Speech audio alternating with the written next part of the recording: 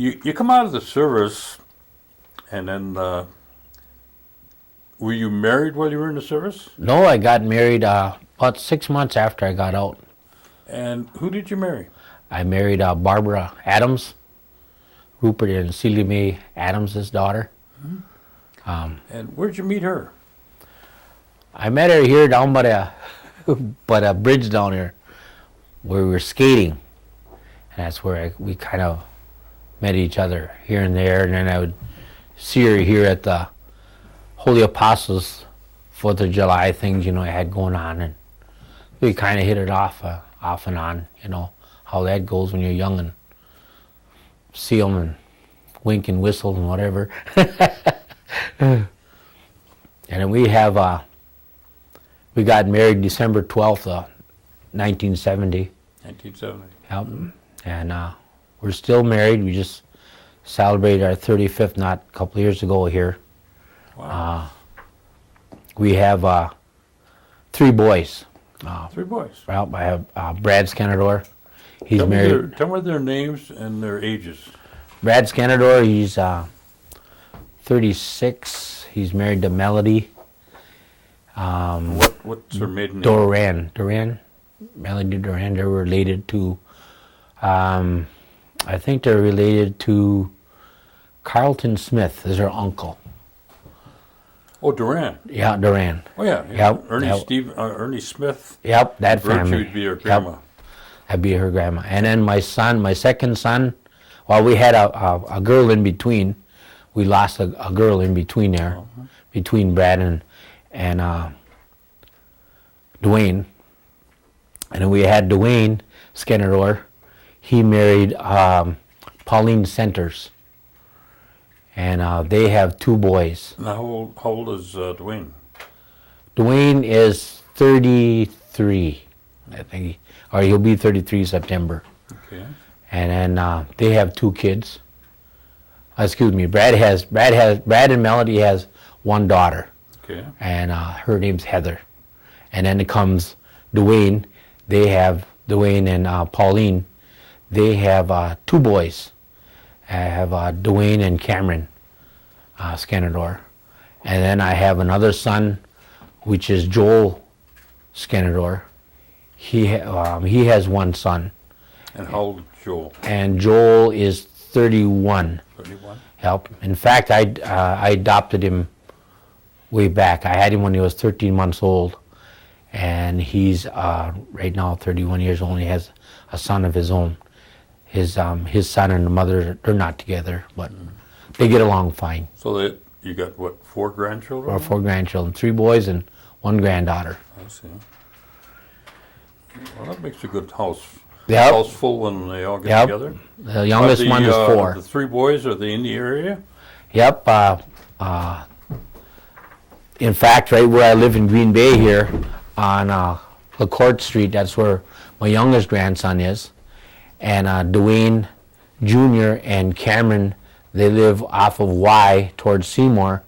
And Brad Skenandore lives right up here with Heather on Old Seymour Road. So they're all right in the area. In fact... she's right back where you started from. Yep. In fact, my son, my youngest son, Joel, he's talking about maybe going to Alaska because that's where his girlfriend is now. Oh. So that'd be fine, but You'll have to go up and visit him. Right. He just got out of the Navy about 1.5 years ago. He was in the Navy for 4 years, and I thought he was going to stay in, but guess not. But he had a son in between that time, and that made the difference when he came home and he got really close to his boy, and that's fine.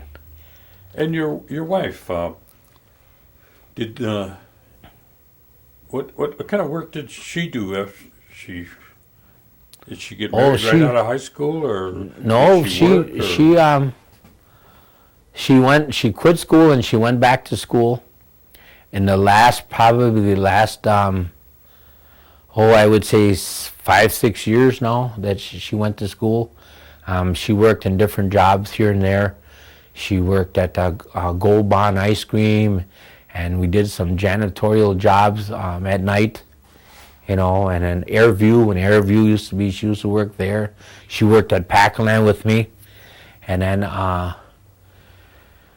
she worked little jobs here, plus raised our kids, and she was a homebody after we started having our kids, took care of the kids, and tried to do a little, you know, little job here and there, but, and after our kids grown up, then she went back to school, Barb did, and she got her high school diploma, and then she went and got her associate's degree, and now she's a little shy from her bachelor's.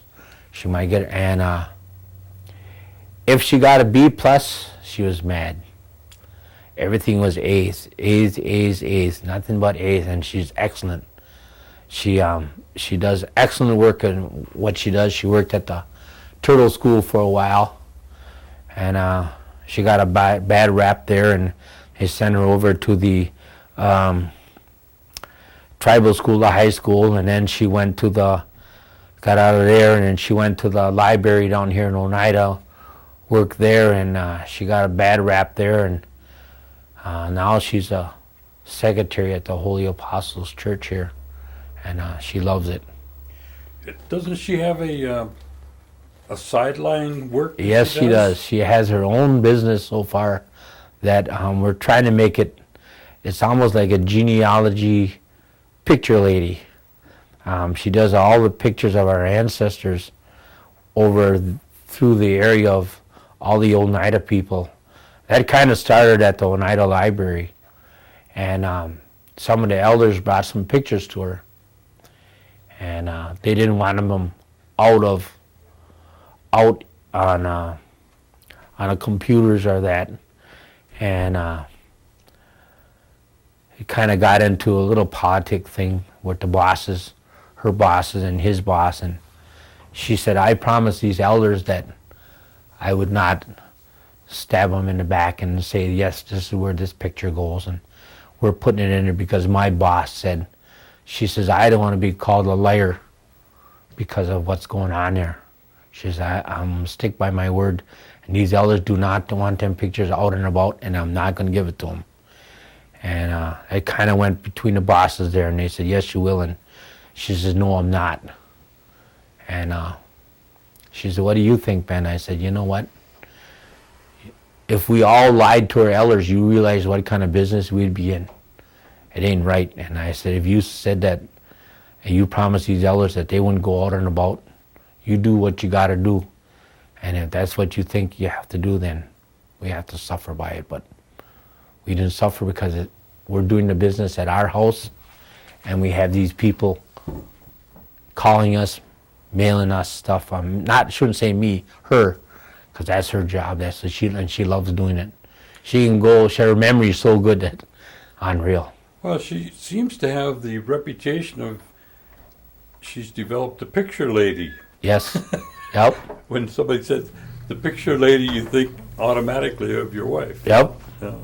Yep, she has that, and in fact, we have some people, two ladies that came from Arizona this past week of the Charles family, and they're going to keep in contact with Barb, and they have some other stuff that they're sharing with her through her families, and unreal.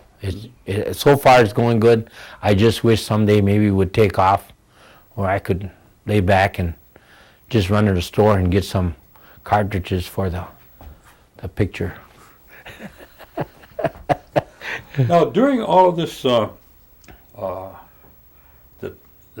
movement all over and the experiences that you have, were you able to be involved in any kind of hobbies or sports or extracurricular activities like golf or? I played a lot of softball from young on. I played probably 25 years of softball, and I pitched moderate. And 1 year, we played moderate for the Oneida One Stop, and we took the Class A moderate in Stevens Point, and we played till midnight. We played 7 games on Sunday because we had to come out of our losers bracket, and I pitched 5 of them. And when we left, I think I left my arms in Stevens Point, but there was 5 or 6 of us got the most valuable player. I was one of the most valuable pitchers, and I took that to heart because we played 129 games that year. Sherman Thomas was our coach, and that was a lot of games that we played every weekend, Friday, Saturday, and Sunday, in our weeks that we played ball at. And I used to play softball at Lily Lake on the third. When I turned 30, it was 30 and over. And before that, I played in De Pere in our regular team. That we just younger guys, all like 24. When I was 24 years old, probably 74 and up, at the park right in De Pere there. And I played on Monday nights, for as long as I could remember, until I got playing. And then I said if I got to play moderate, that I was going to quit playing slow pitch. Well, anyway, some old guys talked me into playing slow pitch with them at Lily Lake, and I would play with them, and I was the youngest guy there. And when I got to play, I always remember this old guy. His name was Hank Policek, I think his name was, a old Polak guy, really nice guy. And he said, well, Ben, we're going out to play, because he was in his 60s. I was just 30 years. And we had a fielding age of 400 years or 450. And when he played, I knew I got to play. So he always played like in the 5th inning. And then I got to play too. So it was the 4th and 5th inning that when I seen him going out there, I automatically went, because that gave us enough fielding years. And I played there for quite a few years. And I played with Oneida one stop until everybody else got older and we kind of quit playing. You know, some of them guys are still playing. I think and then I played a couple of years in De Pere on the east side. I pitched a couple of years over there also. And then when our team, we had anywhere between 44 and 50, and a lot of the guys that were getting 50 were getting hurt. So we had like 5 guys that got hurt that year. And the following year, the team kind of split up because we had too many people getting hurt. And they didn't want to play no more. And they said, well, our years are getting up there. Yeah. Now, have you had an opportunity, again, through all your experiences, and to participate or have any degree of involvement with the tribal operations? No, I haven't. I have not. I have not. I got involved a little bit when I worked in mill print. I was a steward and a vice president of the local 1203 workers union, and for a while there, but I never got involved in Oneida tribe at all, anything. You know, Do you participate in any of the tribal elections? I belong to the Wisconsin Union Veterans Association Veterans Group. And we have like 3 groups that are out there right now. And I think it's VFW, AMVETS, and WEVA, which is us. And we do a lot of the funerals for Oneida. I can't tell you how many we did in the last couple of years. A lot of veterans. And we do some different ceremonies, different stuff at the Radisson that we do for bring the colors and flags in for whenever we're asked. I think that should be, anyway, we're in the area. And the tribe donates money through all the, whatever, they get involved in something, they always ask the tribe to throw some money out there. And so the tribe has got money going here and there. And our veterans group should be involved in all that stuff. You know, how many we can show up, or because it's like during the week, Monday through Friday or Saturday and Sunday, and sometimes on a Monday and Tuesday you can have maybe 4 from the VFW, 2 from the AMVETS, or none, or vice versa, and some from us.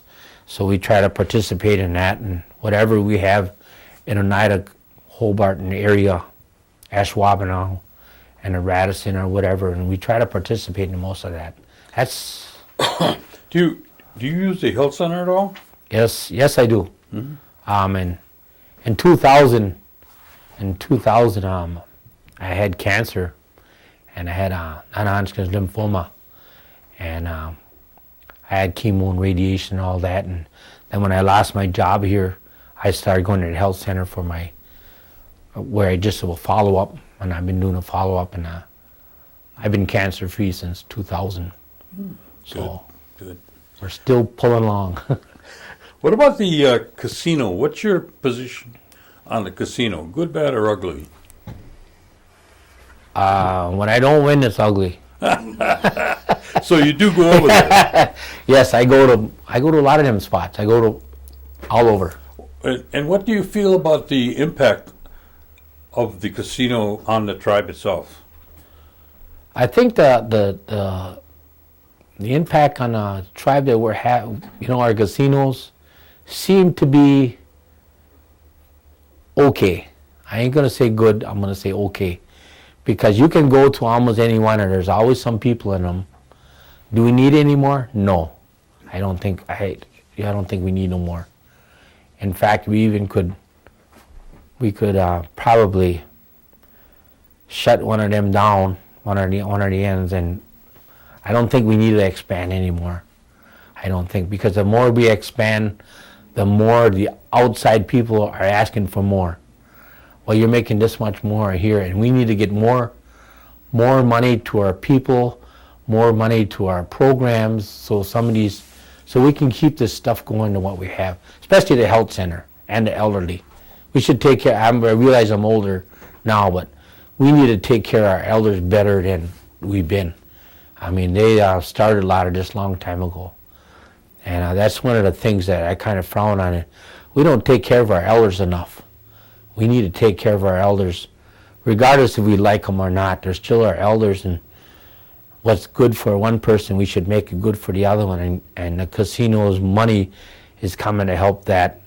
After we get the elders taken care of, is our education. Yes, we have good education for our younger people, but at that same time, we should have these other people that are having trouble and trying to find them help, and not just favor because you don't like this person, because this person further down the road may be a darn good person as he gets older. He may need help to get through, but there may be a time where this person may be up there, because you can look at a lot of these people that are in positions and say, look at this, where you were when you were young. Look what you did. You know, you were a troubled person, you snapped out of it, and you helped progress to this. And some of these people that we're having trouble with may do the same thing also. Mm-hmm. You know, all right. Now, before we go into your pictures, is there any area that you wanted to share with us? Recommendations for the future, or any other experiences that you've had you want your grandchildren or the great-grandchildren to see someday? Sure, I would like to see it. I'd like to see I would like to see my grandkids, and not just my grandkids, all grandkids, spend some time with their elders. I never had that. I never asked questions years ago when we were told, company come to the house. Is company comes in, you go out. That was just normal. I mean, we never having any close hugs or kisses on a cheek or anything. You didn't do that years ago. My aunts and that. In fact, my first hug that I can remember having from an older woman at the time, was Arlene Cornelius. She was the first woman that I could remember squeezed me and held me and kissed me. And I never had that when I was younger, because I never got that from, I don't remember my dad doing it, my mother doing it, or my aunt. My aunt didn't dare do that, or my uncles or any of that. That just wasn't there. Mm. If you have a chance to grab your kids, regardless of how big they are or how small, grab them, give them a hug. Give them a hug. Carry it on. Very good. Okay, we're going to... Can I ask one question? You don't have to answer, but I just want to throw it out there, because it's a story I've not heard before. Was it an uncle of yours that jumped off the bridge in Appleton? Wasn't my brother. Oh, your brother. Yeah. Did you want to talk about that or not? I didn't know him that well. In fact, my name is Ron Skenandore, and at the time, I met my half-brother, Paul, Skenandore in the early 70s. We kind of got, in fact, we're pretty close now. I told Paul, I said, gee, I want to get us all together. I said, I don't know if you want that. And I said, I would like to, Herman and Paul were all everybody was living at the time. And I said, I would like to get us together so we would kind of get a little bond there or something and see if it would work or not. And we kind of kicked that around, and you know what? That never happened. And anytime somebody's got a chance to do that, don't pass it up, because right. that's what happened. I mean, he was in Vietnam, and he had the Agent Orange Yep. deal, and he had all that. And my brother said one time, he said he pressed on his eyes, and he said he would have stuff coming out of his eyes just oozing. And the way I understand it is that he went into the bar, ordered a drink for these people, and he left the bar, walked down the road, decided there's somewhere by Appleton, a big bridge there that goes over. In fact, I have the script at the house where he showed he jumped off the bridge and fell on a railroad tracks on the bottom. But I never really got to meet him. And my other brother, Herman, he had a heart attack, massive heart attack. And these guys weren't even 45 years old, 46 years old, you know. And I think about, oh man, look what I am.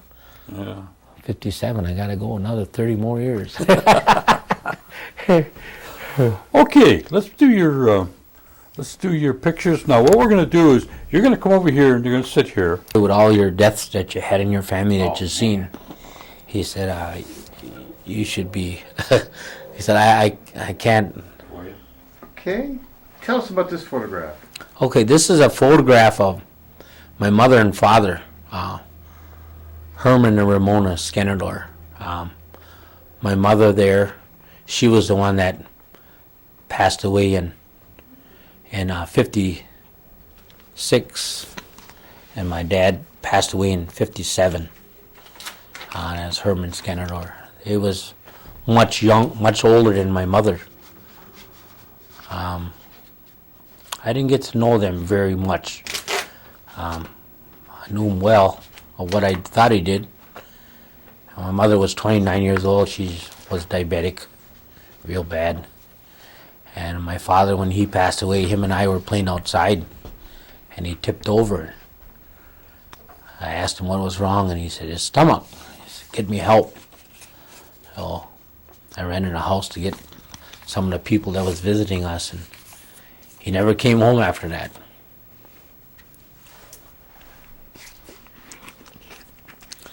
Okay. Tell us about this. Okay, this picture here is of my grandparents.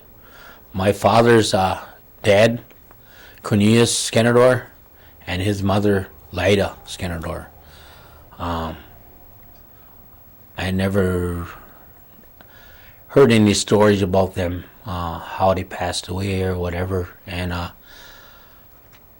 my grandfather there, Cornelius Skenandore, his dad was the one that, or his grandfather, the way I understand, was the one of the people that had a lot to do with the Immaculate Conception Church. Outside of that, I don't know very much of them. I wish I would have asked more at the time. That's all I have of that.